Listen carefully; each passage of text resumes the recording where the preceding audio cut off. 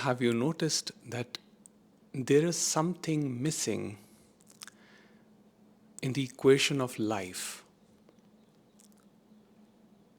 The blueprint that is given to us. And the blueprint is simple. Study, work,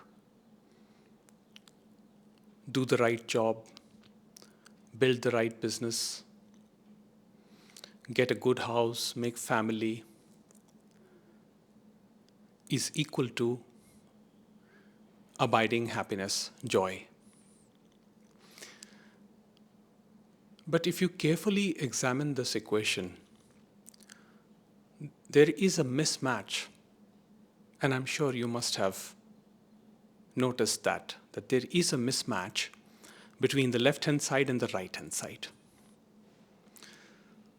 That's the reason why you are here. Otherwise, you wouldn't be on this exploration. You see, it is not that these things are bad or wrong. It's just that what is promised is not something that matches your experience. And at some point, you find yourself endlessly drowning in this non-stop chase to achieve adulation, admiration, recognition, but you still find that it does not equal to happiness. As a result, you start to lose interest in everything. You start to become disillusioned with everything. So the next exploration that happens is the life of a seeker. There is seeking. You yearn for truth. You want to know what is that will bring abiding happiness to this entity that I call as me. So we start pursuing that direction in life. We start with philosophy, reasoning, and it's very appealing to the intellect. And the philosophy tells us many different ways, many different paths. It identifies certain behaviors as correct, moralistic, and classifies other behaviors as wrong, immoral. Sometimes, if you go deep into the philosophy, they don't even go into moral or immoral. They just point out.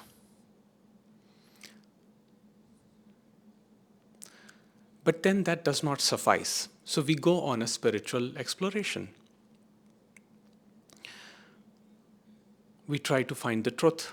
We try to read the scriptures. We listen to the gurus, to the masters. And then we try to reason that out again. Then we try to understand, despite the foolproof blueprint given to us, why am I not experiencing happiness? Why am I losing interest in everything?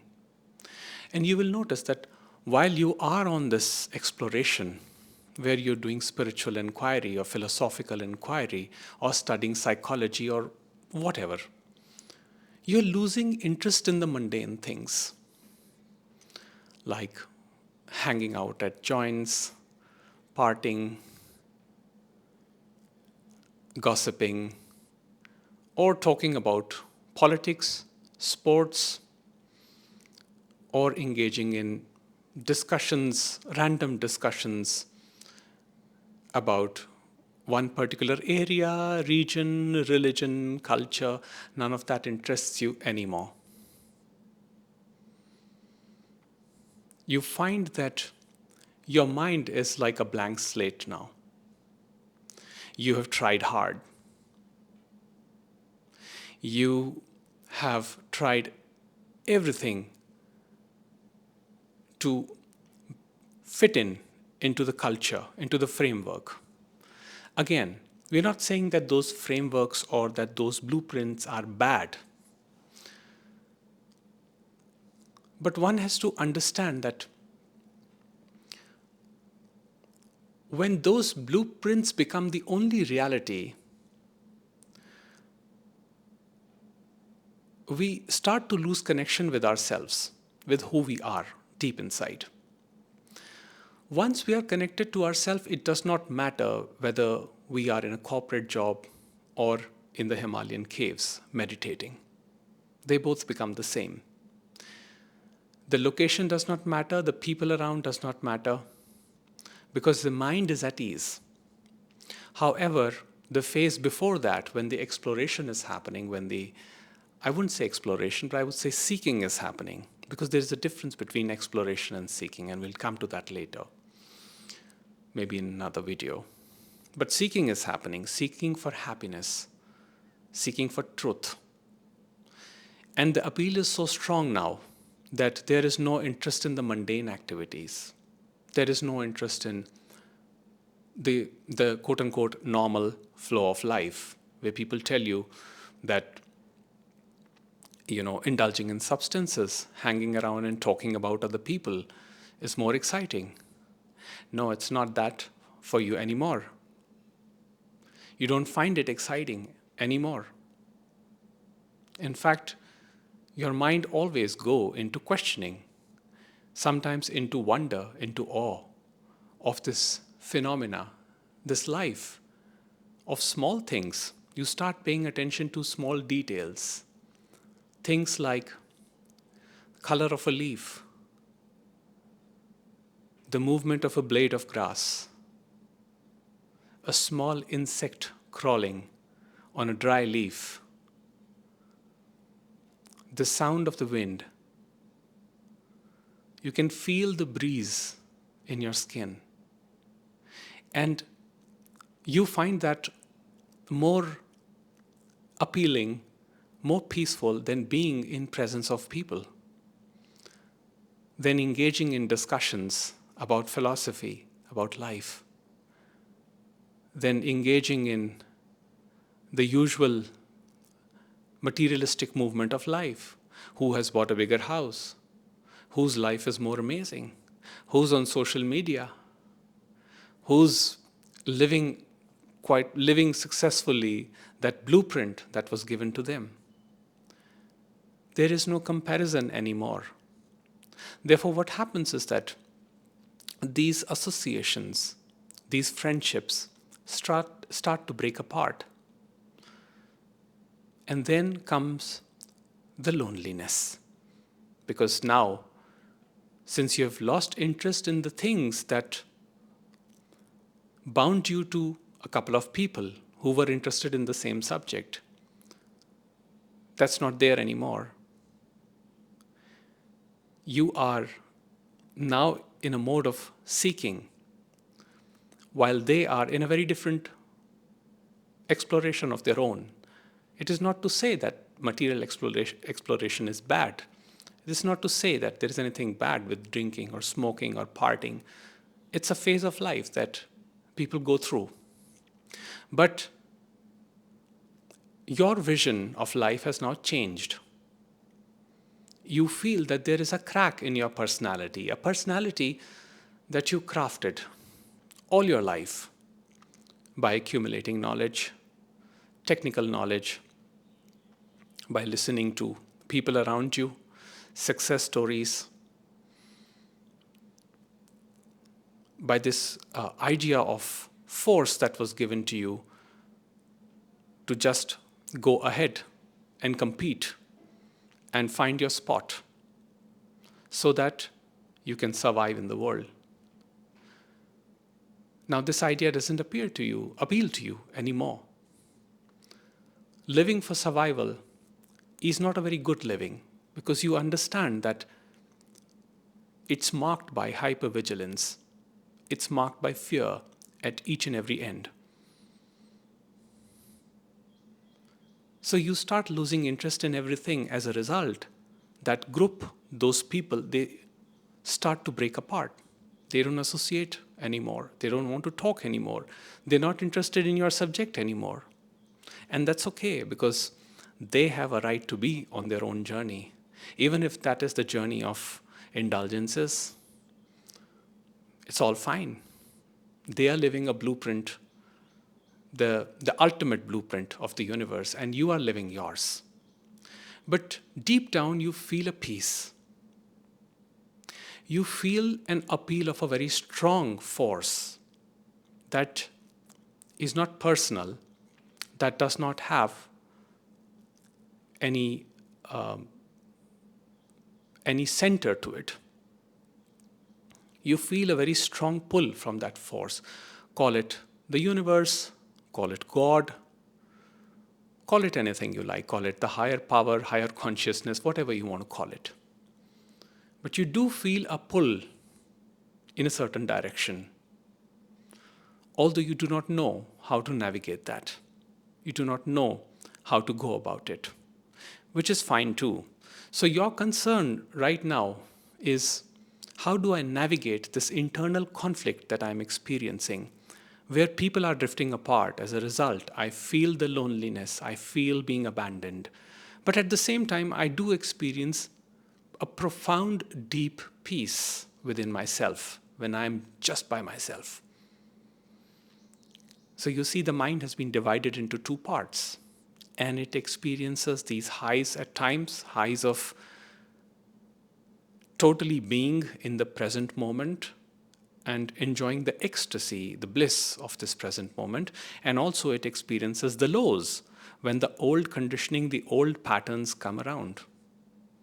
So caught up in these two forces, there is no interest in doing anything, because the mind says, what is the point? What am I going to get out of it? I have tried to have the equation balanced, but no matter what I do, the left-hand side is never equal to the right-hand side. It is usually that the left-hand side, the material acquisition, the need for adulation, admiration, recognition, validation, is usually much higher on the scale of suffering than the right-hand side, which is happiness, is much lower. Yes, I do experience moments of excitement when somebody praises, when somebody says you've done a good job, you've done good work, but it never sustains. It feels artificial, superficial.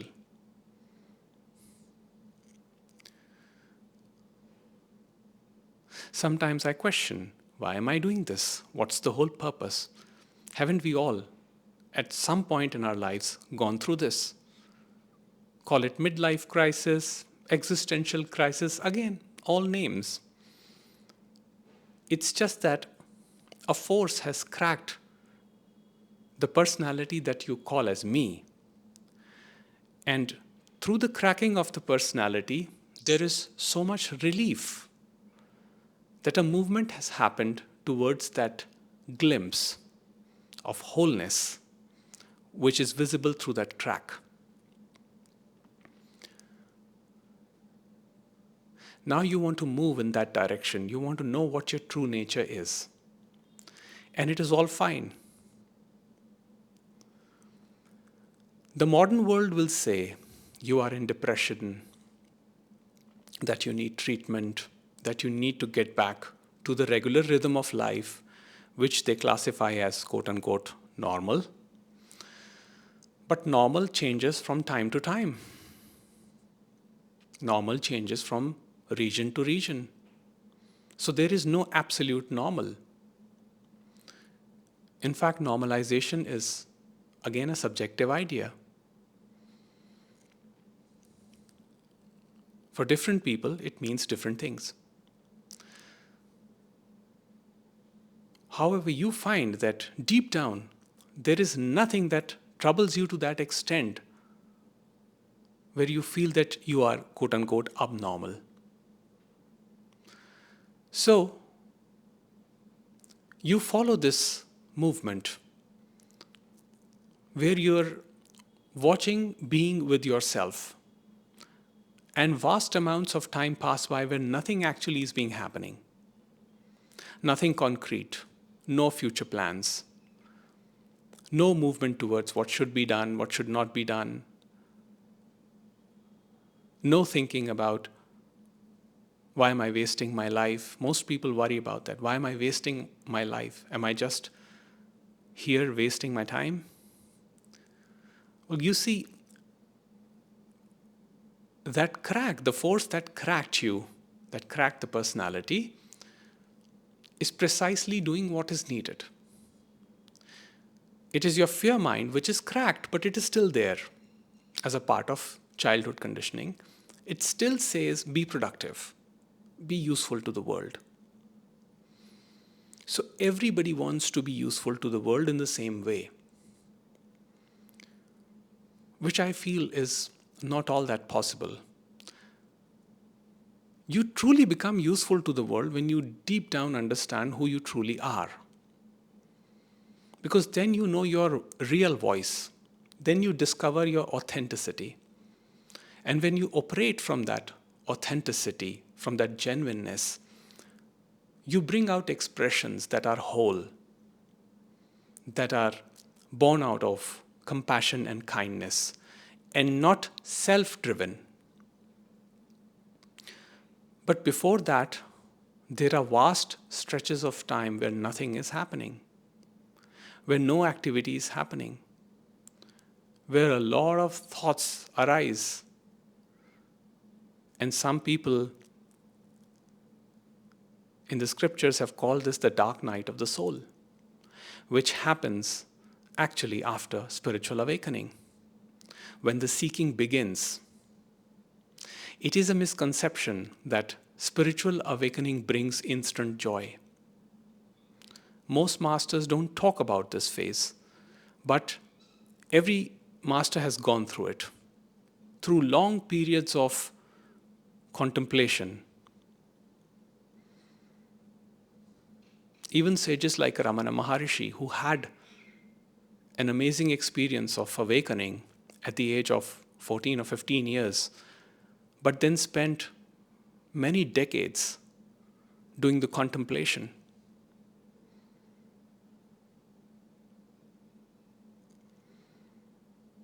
I'm sure he must have gone through the turbulence of the inner world.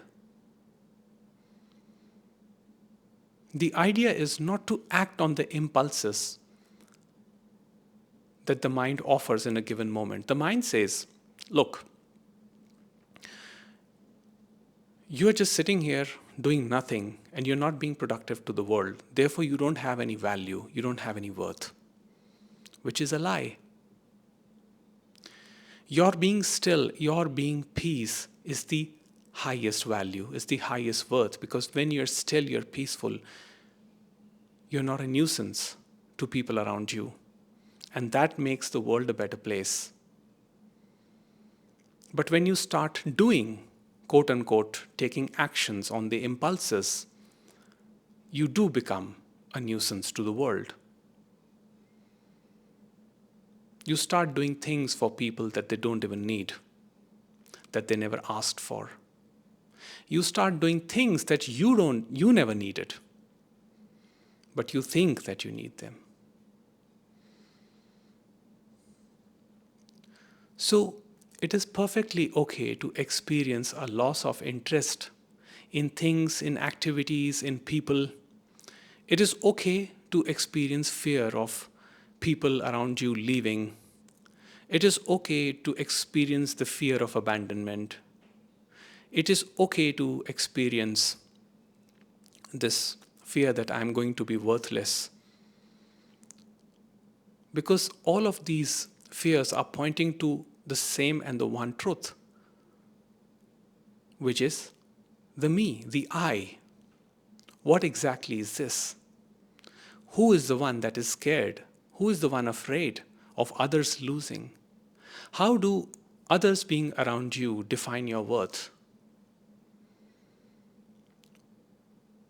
If you feel that being with people makes you complete, you are living in a fantasy, because they can leave anytime.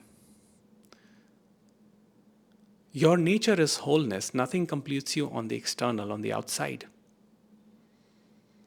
In fact, you will notice that when you learn to live by yourself, even with loss of interest in the mundane activities, you start to become more creative as there is more spaciousness in the mind, with the thinking subsiding, the obsessive, the clingy thinking that I must do this, I must do that, I'm incomplete without them, I need them.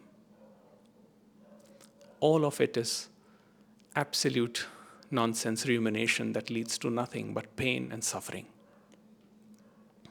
You do understand the nature of suffering through this movement, because having a loss of interest in things allows you to settle and see what exactly is happening here and now. And that is the greatest revelation. So that is not something to worry about, to fear about, but let things happen organically. And whatever is meant for you will come up very naturally.